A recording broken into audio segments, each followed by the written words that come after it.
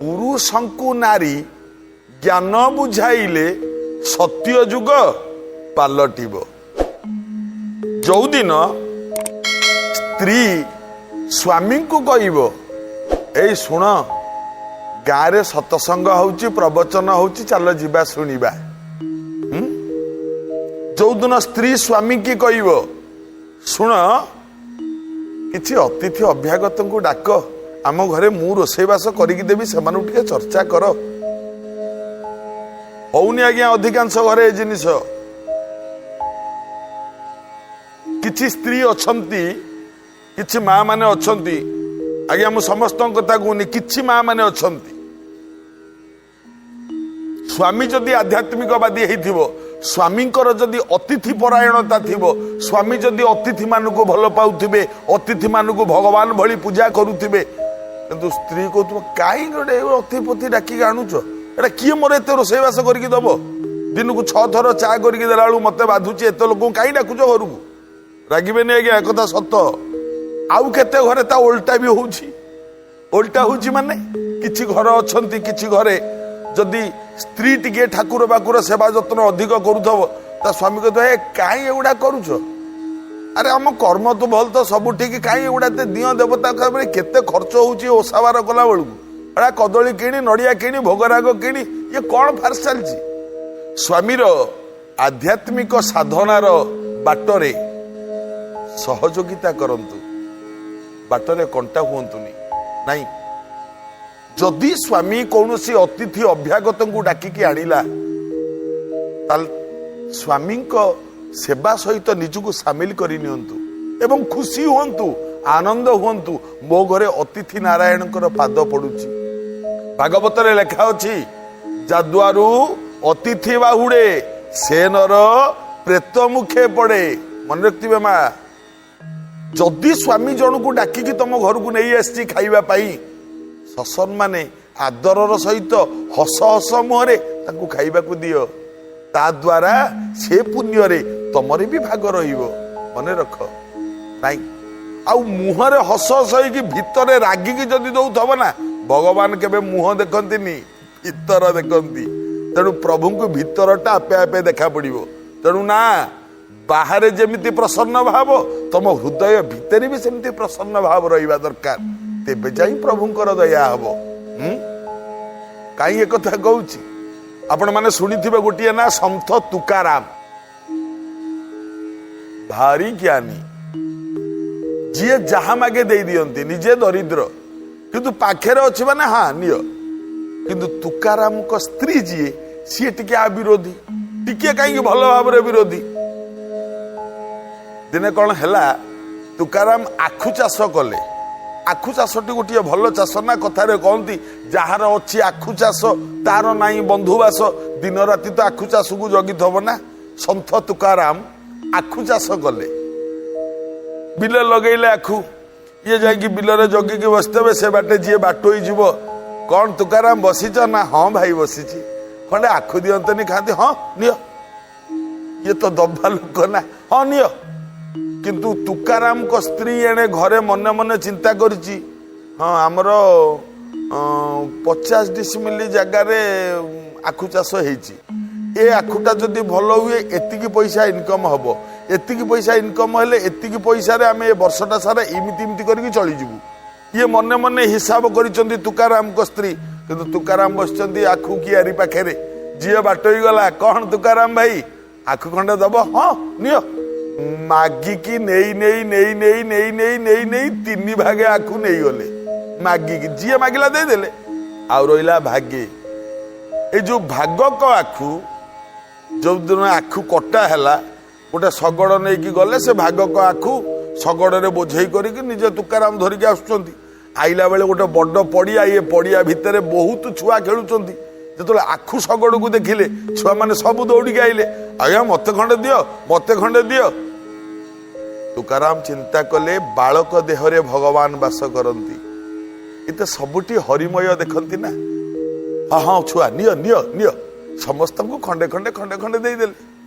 ସବୁ ଗଲା ପରେ ଜମା ଖଣ୍ଡେ ଆଖୁ ବଳିଲା, ଲମ୍ବା ଆଖୁ ଖଣ୍ଡେ ବଳିଲା। এই ଖଣ୍ଡିକ ଆଖୁ ଧରି ଶଗଡ଼ରେ ତୁକାରାମ ଦୁଆର ମୁହଁରେ ଆସିକି ହସି ହସି ପହଞ୍ଚିଗଲେ। ଯେତେବେଳେ ପହଞ୍ଚିଗଲେ ତାଙ୍କ ସ୍ତ୍ରୀ ଘରୁ ବାହାରି ଆସିଲେ, ଆଖୁ ଗୁଡାକ ଅନଲୋଡ କରିବେ ନା, ଘରୁ ବାହାରି ଆଇଲେ। ଅନେଇ ଦେଲା ବେଳକୁ ଶଗଡ଼ରେ ଖଣ୍ଡେ ଆଖୁ। କହିଲା କି ଆଖୁ ଗୁଡା କଣ ହେଲା? କହିଲା ତମେ ତ ଜାଣିଛ ବାଟୋଇ ମାନେ ସବୁ ଯିଏ ବାଟରେ ସେ ବାଟରେ ଯାଉଥିଲା ମାଗିଲେ ଖଣ୍ଡେ ଖଣ୍ଡେ ଦେଇଦେଲି, 3 ଭାଗ ସରିଗଲା। ଆଉ ଭାଗେ ଆଖୁ ଶଗଡ଼ରେ ଧରିକି ଆଉଥିଲି, ବାଟରେ ଛୁଆମାନେ ଖେଳୁଥିଲେ, ମାଗିଲେ ଖଣ୍ଡେ ଖଣ୍ଡେ ଦେଇଦେଲି, ବାକି ଏ ଖଣ୍ଡକ ବହକିଛି, ଏଇ ଖଣ୍ଡକ ଧରିକି ଘରକୁ ଆଇଛି। କହିଦେଲେ ସତ କଥା। ସ୍ତ୍ରୀ ଏଡେ ଜୋରେ ରାଗିକି ନିଆଁ ହେଇଗଲେ, ସେ ଆଖୁ ଖଣ୍ଡା ଟାଣି ଆଣିଲେ ଶଗଡ଼ରୁ। କହିଲେ ଖଣ୍ଡେ ଆଖୁ ଧରିକି ଆଇଛ ଘରକୁ, ଏ ଆଖୁ ଖଣ୍ଡା ଧରିକି ଢୋକିନି ପାହାରେ ପିଟି ଦେଲେ ତୁକାରାମକୁ। ଯେତେବେଳେ ବାଡେଇ ଦେଲେ ଆଖୁଟା 2 ଖଣ୍ଡ ହେଇକି ଭାଙ୍ଗିଗଲା, ଭାଙ୍ଗି ପଡିଗଲା। ତୁକାରାମ ମାଡ ଖାଇକି ହସିଲେ, କହିଲେ ହଁ ଗୋଟେ ବଡ ଚିନ୍ତା ମୋର ତମେ ଦୂର କରିଦେଲ। ସ୍ତ୍ରୀ କହିଲା କଣ ଚିନ୍ତା? କହିଲା ନାଇଁ ଏ ଖଣ୍ଡେ ଆଖୁ ବହକି ଥିଲା ତ, ମୁଁ ଚିନ୍ତା କରିକି ଆଉଥିଲି, ତମେ ଅଛ, ଆମ କୁନି ଛୁଆଟା ଅଛି, ମୁଁ ଚିନ୍ତା କଲି ଖଣ୍ଡେ ଆଖୁ କେମିତି ଭାଗ ବାଣ୍ଟ କରିବି, ଯାହା ହଉ ତମେ ମତେ ପିଟିକି 2 ଖଣ୍ଡ କରିଦେଲ, ଭାଗ ବାଣ୍ଟ ହେଇଗଲା, ଖଣ୍ଡେ ତମେ ଖାଇବ, ଖଣ୍ଡେ ଛୁଆ ଖାଇବ, ଭଲ ହେଲା। ସ୍ତ୍ରୀ କହିଲେ ହାଇରେ ବିଧାତା, ମୁଁ କେମିତି ନେଇକି ତମକୁ ସଂସାର କରିବି? ମୁଁ ତୁମକୁ ବାଡେଇଲି, ତମେ ଉଲ୍ଟି କହୁଛ ମୋ ଆଖୁକୁ 2 ଖଣ୍ଡ କରିଦେଲୁ, ଭାଗ ବାଣ୍ଟ ଛିଡେଇ ଦେଲୁ, ଏଇଆ କହୁଛ? ତୁକାରାମ ଏଇଠି କହିଲେ ଯେତେ ଯିଏ ଦେଇଛି ସଂସାରରେ ସିଏ ସେତେ ପାଇଛି। ମନେ ରଖ, ମୁଁ ସବୁବେଳେ ଦବାକୁ ଭଲ ପାଏ, ଆଉ ଯିଏ ଦବାକୁ ଭଲ ପାଏ ନା ତା ପାଖକୁ ଭଗବାନ। ମତେ କହିଲ କେବେ ଉପାସରେ ରହିଛ ତମେ? କହିଲା ନା। କହିଲା ମତେ କହିଲ କେବେ ତମେ ଅସୁବିଧାରେ ପଡିଛ? କହିଲା ନା। କହିଲା କାହିଁକି? ତାର କାରଣ, ମୁଁ ଯେତେବେଳେ ଯାହା ଯିଏ ମାଗିଛି ମୁଁ ଦେଇ ଚାଲିଛି, ଏବଂ ଦବାଟା ହଉଛି ମୋର ଚରିତ୍ର। ତମେ ମତେ ଏତେ ଗାଳି ଦଉଛ, ଏଇ ମତେ ଆଜି ଆଖୁରେ ବାଡେଇଲ, ସେଦିନ କହିଥିଲ ମୁଁ ଗୋଟେ ଆମ୍ବ ଟାଙ୍କୁଆଟେ, ମୁଁ ଆମ୍ବ ଗଛରୁ ସବୁ ଆମ୍ବ ଗୁଡାକ ବାଣ୍ଟି ଦେଲି, ଗୋଟେ ଆମ୍ବ ଥିଲା, ସେ ଆମ୍ବଟା ଆଣିକି ତମକୁ ଯେତେବେଳେ ଦିଏ ତମେ ସେ ଆମ୍ବଟାକୁ ନ ଖାଇ ସେ ଟାଙ୍କୁଆଟାକୁ ଧରି ଗଲେ, ମୋ ହାତରେ କଣ ଅଛି ଦେଖୁଛ, ଟାଙ୍କୁଆ ଫୋପାଡ଼ିବି ତମ ଉପରକୁ, କହିଥିଲ ନା ଏଦିନ? ମୁଁ କିଛି କହିଲି ନା। ତମେ ନିଜେ ସୁଧୁରି ଯାଅ, ନିଜେ ସୁଧୁରି ଯାଅ। ଆଉ ହଁ ମନେ ରଖିଥାଅ ଭଲ କି, ଯିଏ ଦିଏ ସିଏ ପାଏ, ଯିଏ ନ ଦିଏ ସିଏ ପାଏନି। ତମେ ଅତିଥି ମାନଙ୍କର ସେବା କର, ଏବଂ ଯିଏ ଯାହା ମାଗୁଛି ଯଦି ତମର ଶକ୍ତି ଅଛି, ତମ ପାଖରେ ଯଦି ଅଛି, ତାହେଲେ କିଛି ଦାନ କର, ଆ ଦ୍ୱାରା ତମର ମଙ୍ଗଳ ହବ। ତୁକାରାମ ସ୍ତ୍ରୀ ବାଟକୁ ଆସିଲେ, ମନେ ମନେ ଭାବିଲେ ଆହା ସ୍ୱାମୀକୁ ଆଖୁରେ ପାହାରେ ପିଟି ଦେଲି ସିନା, କେଡେ ବଡ ଭୁଲଟେ କରିଦେଲି। ଇଏ ସ୍ୱାମୀ ବି ସେଇଭଳି ସବୁ ଗୁଡାକ ଦେଇଦେଲେ, ହଉ ହଉ ଦିଅନ୍ତୁ ପଛେ, ମୋ ସ୍ୱାମୀଙ୍କର ତ ଚରିତ୍ର ସେଇଆ, ଯେମିତି ହେଲେ ତ ଆମେ ଚଳୁଛୁ ନା, ପ୍ରଭୁ ଆମକୁ ଦୟା କରୁଛନ୍ତି। ସ୍ୱାମୀର ଗୋଡ ତଳେ ପଡିଗଲେ ତୁକାରାମଙ୍କ ସ୍ତ୍ରୀ। ଆଜ୍ଞା ଭୁଲ ହେଇଗଲା, କ୍ଷମା କରିବ ସ୍ୱାମୀ, ମୋର ଭୁଲ ହେଇଗଲା। ତାପରେ ତୁକାରାମଙ୍କର ସ୍ତ୍ରୀ ପରିବର୍ତ୍ତନ ହେଲେ। ଯୋଉ ତୁକାରାମ ଦିନେ ସାରା ସଂସାରରେ ପ୍ରଚାରିତ ହେଲେ ସନ୍ଥ ତୁକାରାମ ନାମରେ, ଇଏ ସେଇ ତୁକାରାମ। କାହିଁକି କଥା କହିଲେ ଆଜ୍ଞା? ସ୍ତ୍ରୀ ବାଧା ସୃଷ୍ଟି କରିବା ସ୍ୱାମୀର ଯେକୌଣସି ଧର୍ମ କାର୍ଯ୍ୟରେ ଠିକ ନୁହଁ, ବରଂ ତାକୁ ପ୍ରୋତ୍ସାହନ ଦେବା ଦରକାର। ହଁ ଏଇଟା ତମେ କର। ଆଉ ସ୍ୱାମୀ ଯେତେବେଳେ ଅତିଥି ସେବା କରୁଛି ନା, ସ୍ତ୍ରୀ ସେତେବେଳେ ତା ପାଖେ ପାଖେ ରହିବା ଦରକାର। ହଁ, ଆଉ ଯେତେବେଳେ ପାଖରେ ଥାଇକି ସ୍ତ୍ରୀ ଯଦି ସ୍ୱାମୀର ସାହାଯ୍ୟ କରେ ନା, ତାହେଲେ ସେ ପୁଣ୍ୟରୁ ଭାଗ ନିଶ୍ଚିତ ଇଏ ପାଇବ, ଏଥିରେ ସନ୍ଦେହ ନାହିଁ, ନିଶ୍ଚିତ ପାଇବ ଭାଗ। ମୁଁ ଆପଣମାନଙ୍କୁ ଗୋଟେ ସୁନ୍ଦର କଥା କହୁଛି ଯେ ସ୍ୱାମୀର ଅତିଥି ସେବାରେ ଅସନ୍ତୁଷ୍ଟ ହେଇ ସ୍ତ୍ରୀ କଣ କରିପାରେ, ଆଉ ସ୍ତ୍ରୀ କରିବା ଦ୍ୱାରା ସ୍ୱାମୀର କଣ କ୍ଷତି ହୁଏ, ଏଇଟା ଶୁଣିବା। କାଶୀନଗରରେ ଜଣେ ଅତି ଭଲ ଲୋକ ଥିଲେ, ଅତି ଭଲ ଲୋକ। କାଶୀ, ଯୋଉ କାଶୀ ହଉଛି ଶିବଙ୍କର କ୍ଷେତ୍ର, ଯୋଉ କାଶୀ ବିଶ୍ୱନାଥ ରୂପରେ କାଶୀରେ ଶିବ ପୂଜା ପାଆନ୍ତି। ଆଉ ଯୋଉ କାଶୀ ପାଇଁ ଶଙ୍କରାଚାର୍ଯ୍ୟ ଲେଖିଛନ୍ତି କାଶୀ ପଞ୍ଚକ ସ୍ତୋତ୍ରମ୍, ଯୋଉ କାଶୀ ପାଇଁ ଲେଖିଛନ୍ତି, ସେ କାଶୀରେ ଜଣେ ନିହାତି ଅତିଥି ପରାୟଣ ଭଦ୍ରଲୋକ ଜଣେ ରହୁଥିଲେ।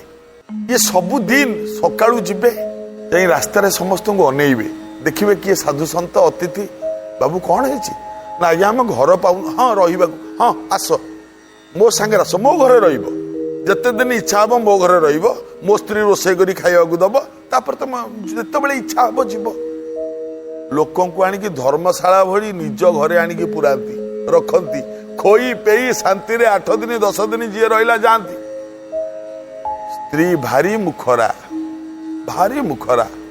एमती प्रतिदिन चलिला प्रतिदिन कारण सी भल की जानी थिला गोटिए श्लोक अतिथि जस्य भग्नास गृहत पति निवर्तते सतस्मै दुष्कृत दत्वा पुण्यमादाय गच्छति वाह अतिथि जहा द्वाररु सुखिला मुहरे चली जाए सी नर्क कुंडरे पड़े जति माँ माने शुणुच तम स्वामी जने तांको बंधु को घर को डाकिक आणले राति 11टा समय आनी घरे पहुंचाई देवे अरे कुआडे गल टे कौन करिक दियोनी सी मो सांग जने आसी खियापिया करिवो तापे कोन टे कर सांगे सांगे किछि माँ तमे थिबो मु समस्त कथा कहूनी किछि माँ तमर टाइम ज्ञान नाही राति 11टा हलानी पुणी जाइक रोषे करी पुणी रोषे करी पुणी ताऊ खाइबाकू देबी मु सोईबी केतबेले पुणी काली राति 5 रु उठिबी मु सोईबी केतबेले ए कथा पदक जदि तम स्वामी सांग जी आछंती तांको कान पड़ो कहल तांको आत्मा को केते कष्ट हबो ए आत्मा ना प्रतिकूलानी परेशान ना समाचरेत निजुक जोटा कष्ट दब अन्य को कष्ट हला बली कथा कहिबा संपूर्ण अनुचित एमती अधिकांश घरे होउची नाही मु सेति पई कहूची माँ माने एबे भी समय अछि टिके बदली जाओ ए काशीर ए जो लोक प्रत्येक दिन अतिथि को डाकिक आने घर अतिथि सेवा करे ता स्त्री मुखरा बहुत अतिष्ठ हो गलानी कहला किछु गोटे बाट करने को पड़ो जमी ये आउ दिने आम घर को अतिथि आणवेनि चिंता करी करी कौन गोटे कर चिंता करुच्ची ठीक सेतिकी बेले स्वामी जने साधु टिके वयस्क हो गलानी साधु जन को धरिक आसिक पहुंची गले आसतु आज्ञा डाक शुणिक स्त्री अनाल फेर क्या धरिक आइले आसतु आसतु आज्ञा यहीटा मो घर आसतु बसतु ता स्त्री को डाकिले अरे मुंडिया मार साधु अतिथि आसुच्च मुंडिया मार ये साधु जनक आसिक बसीगले जो बसीगले स्त्री मन नथिले भी आसिक मुंडिया माइला मुंडिया मारी सारा कहले शुण तुम गोटे कम कर तुम किसी रोषे बास कर साधु को सत्कार करवा हाँ मुझे जाऊँगी टिके गाधेकी पड़े आ साधु को पानी दब सी आम घरे गाधे पड़े है मुझे जाऊँगी टिके गाधुआ पधुआ सारिक पड़े आसे तुम रोषेबास आयोजन कर साधु भोजन करेंगे ना आम घरे स्वामी चलिले स्नान करने साधु बसचंती ये स्त्रीटी घर स्त्रीटी गोटे बुद्धि पांचिला कला कौन गोटे मोटा ठेंगाटे ता घरे थेला माँ मैंने टे लक्ष्य कर जो मोटा ठेंगा को आणिकी साधु जोटी बसचंती तांको सामना रे गोटे कांथु को ठेंगाटा को डेरिकी थोइला साधु अनेले स्त्री को कहीकि गला ता स्वामी रोषे बास करू ये रोषे न कर गोटे ठेंगा कौन आनी थोइलानी मो सामना रे साधु को टिके अलग अलग लगिला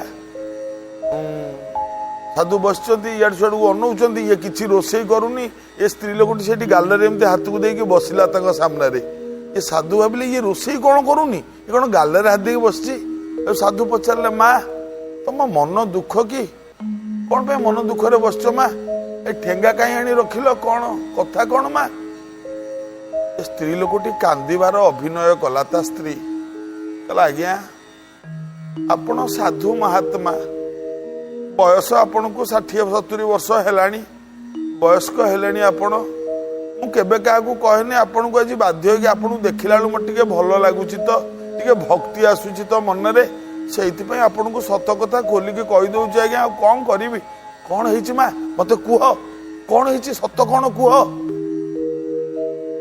ये बहुटी कहला कहला आज्ञा मो स्वामीर गोटे मुंडरे गोटे पागल दोष अच्छी से कौन करुचंती ना प्रत्येक दिन साधु सन्थ मान घर को डाकिक आणुचंती अतिथि मान घर को डाकिक आणुचंती खाइबा को दबा कहउचंती आ से माने अतिथि माने बसिथिबे खाइबा को ए जो ठेंगाटा नु जोटा मु रखिली ठीक सी खाई बसिथिबे तो से ठेंगा को धरिकी तांका ताळू को पछपटरू पाहारे जोरे पिटंती एमती 100-200 लोक मलेनी आम घरे तुमको देखी मत दया आसुची तमें भी आज मरब यहीटा भाविला बेलू मत दुख लगुच आउ कि नुह। साधु कहले कौन ये ठेंगा को आनीच तुम से मो तालू को पिटो बोली कहला हाँ परा आज्ञा किसी भावेनि आउ मु गोटे कथा कहूँ मो कथा मन रखु आज्ञा जिते शीघ्र पार्टी एठू छाड़ी पलांतु मुझे हाथ जोड़ुची मो स्वामी बहुत पाप कले मो चाहूनी सी पाप करंतु बोली आपण जिते शीघ्र पार्टी एठू पलांतु आपण पलैले बंचीजे मो कथा मानतु।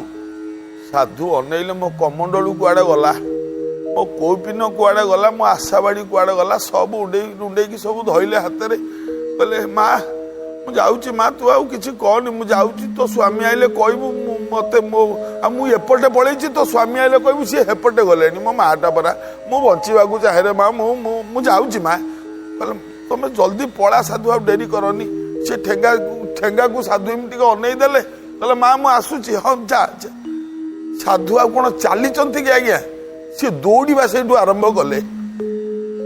स्वामी आसी पहुँचले अतिथि परायण स्वामी कहले अरे अरे तमें बसीच रोषे करना साधु कड़े गले। स्त्री कहूँ कहला कौन कर कहल केमितिया लोक तुम डाकिकी आनील कहला कहीं कौन है असुविधा कहला नाई सी आसिक बसिले मु कहली तुम गाधेक आस गाधेक आसिले मु तुमको देवी खाइबापी बाड़ी देवी अतिथि सत्कार करी मु कहली। ए साधु हठात कि मत कहले कहले ये जो ठेंगाटा डेरा हिनी कहला से ठेंगाटा मत दियो मु कहली तुम साधु लोक ठेंगा नहीं कि कौन कर मुझे जिते कहली हठात से साधु रागी गले कहले मु तुम ठेंगाटा मागुची मत तुम ठेंगाटा दौन खाइबा कौन दब या कहीकि सी पलैले हे कौन कलु तू अरे सी यदि ठेंगाटा मागुला ठेंगाटा देदेलनी कहीं तुम देलनी दियो दियो मत से ठेंगाटा दियो कहला कौन कर मुझे जाऊँगी साधु को डाकिकी आनी ठेंगाटा को स्त्री बढ़ई देला ये हाथ में ठेंगाटी को धरिले दौड़िले साधु जाऊँ आगे आगे कछा कोपिन को टेकिकी दौड़ुंट आज्ञा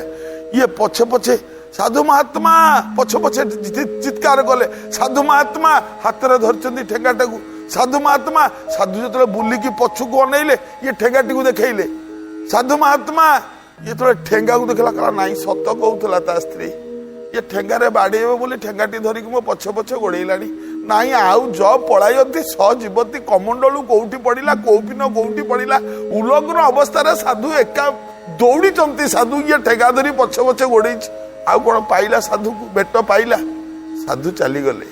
स्वामी घर को फेरुची नाई हे प्रभु आज साधु संग करि पारिलिनी आज साधु को सेवा करि पारिलिनी काहीकि ए भाग्य मोर हैला काहीकि हैला। फेरिबा समय रे गोटे सापटीए शोईथिला तारी ऊपर गोड़ पड़ा सापटी मारिला गोटे चोट ए लोकटी सेठी मरिकी पड़ला। देखंतु स्त्री पाखु खबर गला स्त्री दौड़िकी आसिला अनैला कौन हैला मने मने भाविला स्त्री आहा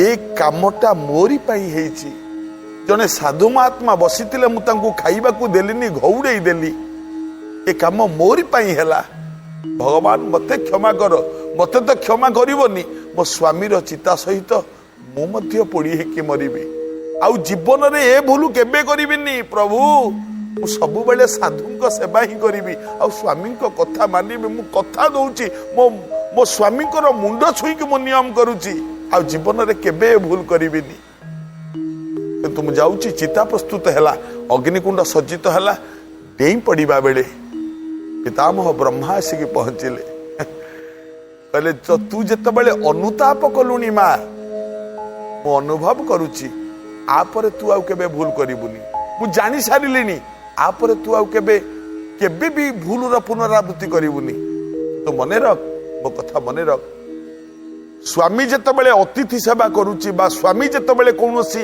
महत कार्य करुची तार साथ दे ताकू साहाय्य कर ता द्वारा तो स्त्री जन्म सार्थक हब तो नारी जन्म सार्थक हब ता द्वारा तू स्वामी सोहागिनी हो पारिबु आउ जेते थर जन्म हबु सेते थर सुख रे संसार करिबु दुख केबे पाइबुनी मो कथा मान मा स्वामी को बंचई देले स्वामी उठिले स्त्री पड़ीगला गोड़ तले कहला तुम पाद छुईकी नियम करुची जीवन रे आउ ए भूल करिबिनी आज्ञा कौन शिखिले ए कथारु जेतिकी माँ माने अछ घर को जदि कई अतिथि अभ्यागत आसती ना ताकू केबे भी फेरेइबनी मो घरे पानी टोपे हेले ग्रहण करिकी जा केबे सेमती फेरेइबनी यह कले आपण मानकर घरर निश्चित मंगल हम आ स्वामी स्त्री संपर्क सबुदिन अतुट रहिबो। आज तो समय हो जाइछि एबे आजिर अनुचिंता। आजिकाली अधिकांश लोक हार्ट अटैक शिकार होउचंती हार्ट फेल करी जाउछि। गोटे कथा मन रखंतु प्रतिदिन 5 पाखुड़ा रसुण खाली पेटरे सकाळू उठी खांतु। यह सत्य जो लोक प्रत्येक दिन 5 पाखुड़ा रसुण खाली पेटरे खाउथुबो से लोकर जीवन काल भितरे केबे हार्ट अटैक हबनी हृदगत समस्या केबे आसीबनी। यह सत्य। यह कले आपणकर मंगल।